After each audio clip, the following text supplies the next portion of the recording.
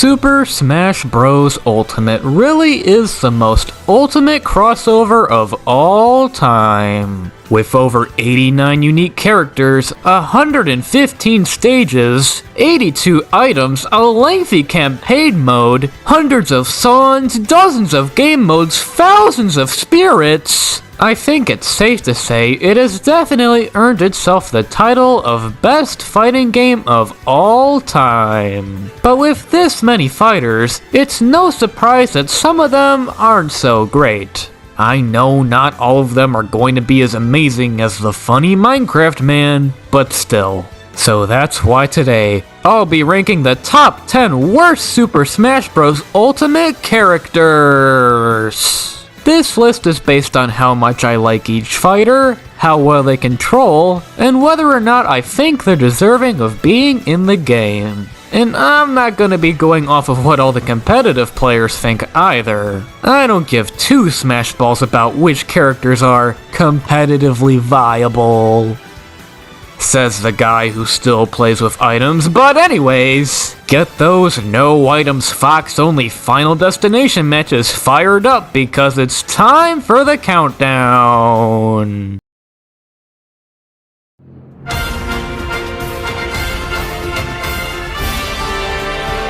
Number 10, Crom. Now hold on, I know what you're thinking. He's just going to put a bunch of anime swordsmen on his list. Ugh. But I promise, this is the only Fire Emblem rep on here, mainly because I don't know anything about Fire Emblem. Crom here is the Echo Fighter for Roy, a melee veteran, and you know, Roy's always been a fine character. He's never been one of my favorites or anything, but he's always been manageable enough. Crom, on the other hand, is a little rougher around the edges. Some of his attacks are different from Roy's, which is okay I guess. Except that his up special is just a worse version of Ike's. That's gross. But my problem doesn't lie with how he controls, it's his role in the game that doesn't make sense. So Robin was added back in Smash 4 and featured Crom as part of his final Smash. But then they added Crom to Smash Ultimate, where he still appears in Robin's final Smash. So basically, you can have Crom attacking Crom while a bunch of other Croms watch. This lack of consistency has always perplexed me. How can he be helping another fighter and at the same time be a fighter himself? That just doesn't make sense! Sure, this is a game where marshmallows fight demons, but I at least want there to be some sort of reasoning. But it's like I said, I don't know a thing about Fire Emblem, so maybe this is just another Tuesday for them or something, I don't know.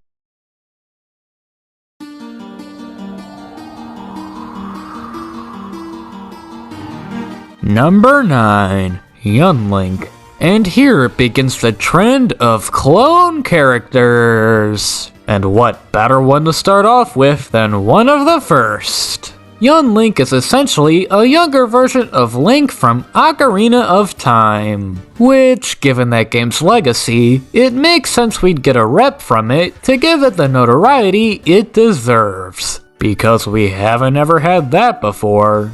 My problem, however, isn't the fact that he's just a younger version of another fighter. It's that he's a complete ripoff of Link, and he sucks! His attacks are weaker, he gets knocked around way more easily, and his voice is a lot more ear-grating. The only reason he even exists was so that they could pad out Melee's roster. So it makes a lot of sense why we never saw him in Super Smash Bros. Brawl. And Super Smash Bros. 4!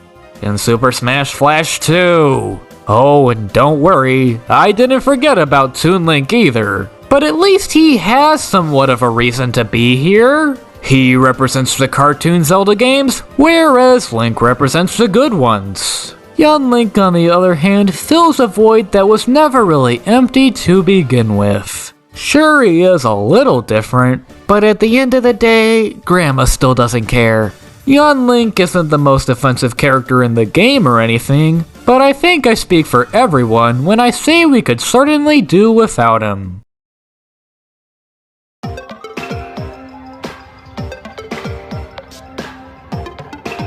Number 8. Piranha Plant. Well, I'll never forget the day this happened. It was towards the end of one of the best Smash Ultimate presentations I'd ever seen. We just got Ken and Incineroar confirmed, and we were learning so much new info on the game, it was unbelievable! But then, right at the end...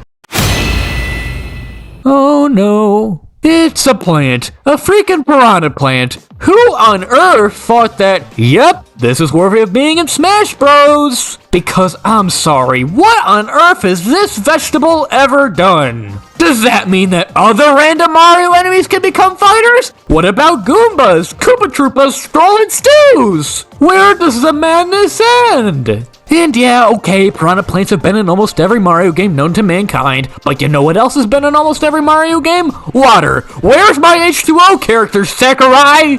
And what exactly do they mean by piranha plant? Last time I checked, there were thousands of piranha plants across the Mario universe. So are they implying that this is the one and only piranha plant? Or does he represent the entire species? Or am I thinking about this way too hard? Look, even as good as Piranha Plant controls, you can't deny how stupid this idea is. Next time there's a fighter ballot though, I'm nominating the tree in my backyard because it might actually stand a chance. Wait.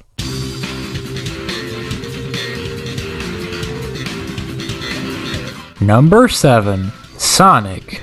Okay, I get it, Sonic being on here is kind of a hot take, but hear me out on this one. Sonic isn't on here because I hate his character or anything. In fact, I'd even go as far as to say he's one of my favorite video game characters of all time. But the way he controls in this game is just so... Just about every one of his special attacks is some sort of spin dash. And yeah, I know, it's Sonic's most famous ability, but does it really need to be every single one of his attacks? Plus, his sheer speed combined with his loose controls are enough to put him on this list regardless. I really do believe they should have updated his moveset long ago. I mean, these are complaints that people were having back in the Brawl days. Something needs to be done. It's just that there's so many Sonic games they could pull from. So many references, abilities, and much more than what they're currently using. But no, let's use a spin dash for everything because Sonic bad, Mario good. Sonic absolutely deserves to be in Super Smash Bros. Ultimate. But if you're going to bring him back for the next game, please do something new, please!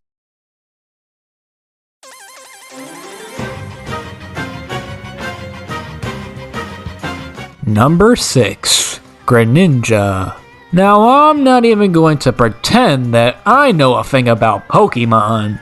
But even without that knowledge, I'm still not very sure as to why Greninja's a fighter in the first place. I get it, Pokémon's popular. But if I'm being honest with you, I've never heard anyone talk about Greninja outside of Smash Bros. He isn't on the same level as, say, a Pikachu, or a Mewtwo, or even a Jigglypuff. He's just some random character who happened to be in the newest game at the time, Pokemon Z or something like that.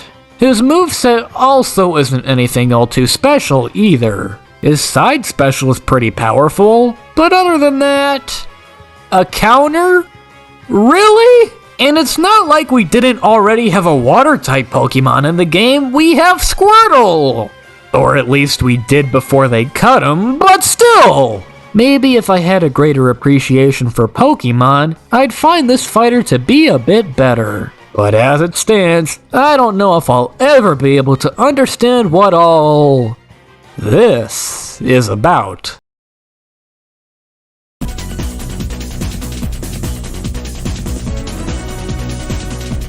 Number 5. Sora. Sora? You mean the one DLC character that everybody wanted? The last fighter in the greatest crossover video game known to mankind? The character that's only here because Sakurai just so happened to be in an elevator with a Disney executive? That Sora? Now look, I don't know a damn thing about the Kingdom Hearts series. I mean, my brain can barely comprehend Mickey for GameCube. But come on, this was the final fighter and not Waluigi? Give me a break. I will say that it was really surreal seeing the Mickey Mouse logo appear in a Super Smash Bros. Ultimate trailer. And it's not like Sora doesn't meet the quota for what it takes to be a Smash Brother. But he just doesn't control well! His jumps are super floaty, his attacks are completely randomized, and everything else about him feels so sloppy! It's just so hard to fight when, half the time, you don't even know which attack your character's going to do! Maybe there's some sort of way to manage everything, but I gave up trying to figure it out before it was even born. Again, there isn't a single reason as to why Sora shouldn't be here. I just wish he controlled a little better. Also, justice for Waluigi, he deserved the spot more.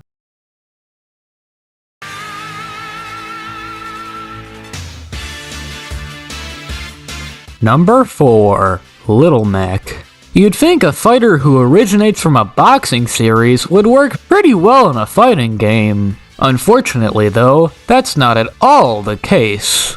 Little Mech is an interesting predicament because he is absolutely deserving of being in Smash Bros. He's a fan favorite character, his attacks all pack quite a punch, and he's got a very robust moveset.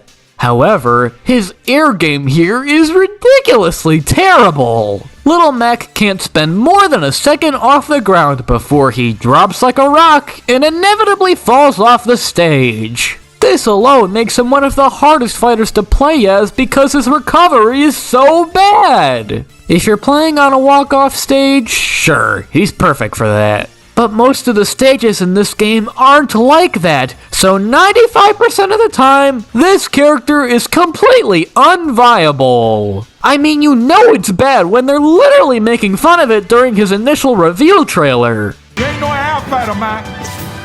Quit fooling around up there. Smash ain't no joke. See? Even they knew it was a problem, and yet they did nothing about it! Little Mech sure does have a lot of good qualities that make him an excellent fighter. But with such bad aerial attacks and recovery options, it's no wonder why no one wants to play as him.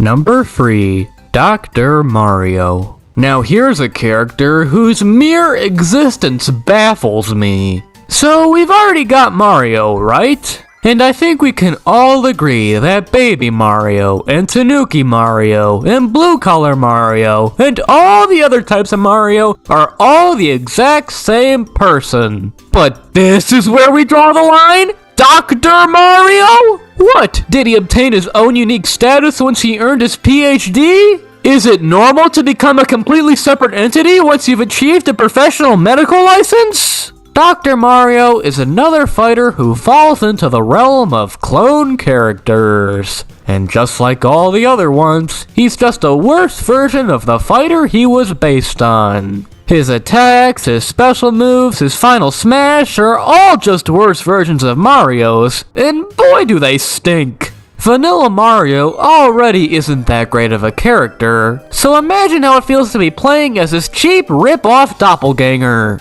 Not to mention, his recovery is even worse than Little Mech's. So have fun dying at early percentages because of that fun feature. In the end, Dr. Mario has absolutely nothing going for him, and I highly doubt we'll ever see the likes of him again.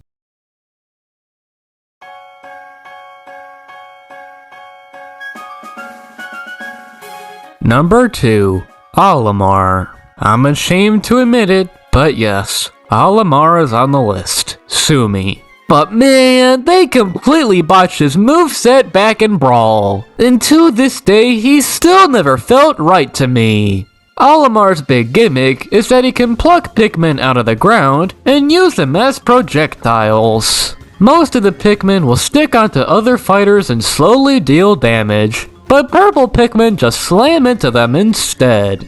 And that's pretty much it in terms of special attacks. Down B brings the Pigman back to Olimar, neutral B is used to summon more Pigmen, and up B is a recovery move that deals 0 damage. So basically, Olimar has almost no abilities that can be used for personal gain. Your only options are to throw your Pikmin, which isn't even an option if you don't have any following you, or to use your measly attacks that hardly make a dent. This whole mechanic of pulling out Pikmin and controlling them fits right at home with the gameplay of the Pikmin series. But this is also an idea that probably looked really good on paper, but should have just been left alone. Also, I feel really bad every time I throw a Pikmin, and then it accidentally dies, and then I watch its little ghost fly away, and then I feel like a big jerk, and then I decide I'm not gonna throw any more Pikmin, and then I don't, and then, hey, the match is over.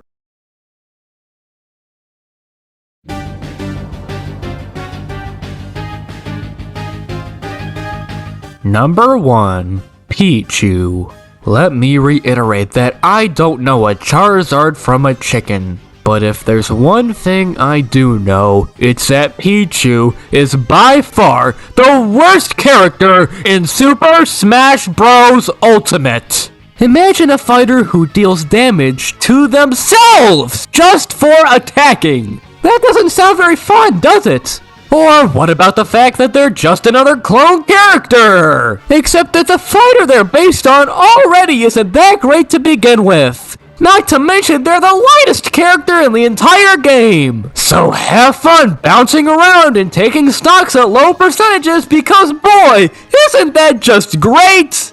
Oh, and also, they're as slippery as a wet banana peel, their final smash sucks, and they have such a short range on their attacks it's almost laughable. There are literally no good attributes about Pichu whatsoever. I can just tell this fighter was made out of spite, because why else would you make them so awful to play as? And that goes for all of the characters on this list. In fact, I think I could be a better fighter than all of these characters combined. Don't believe me? Just watch me.